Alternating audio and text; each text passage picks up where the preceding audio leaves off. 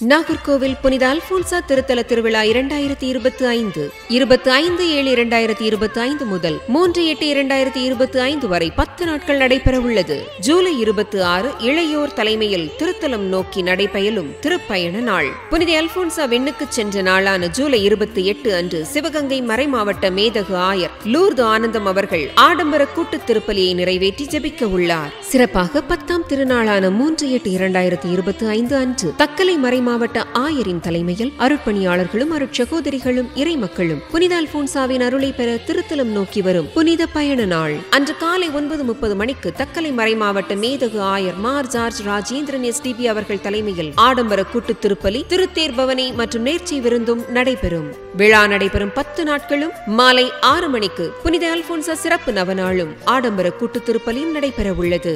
நோய் தீர்க்கும் அருட்புனிதையாம் புனித அல்போன்சாவின் திருத்தலம் வாருங்கள், இறையாசீர் பெற்று மகிழுங்கள்.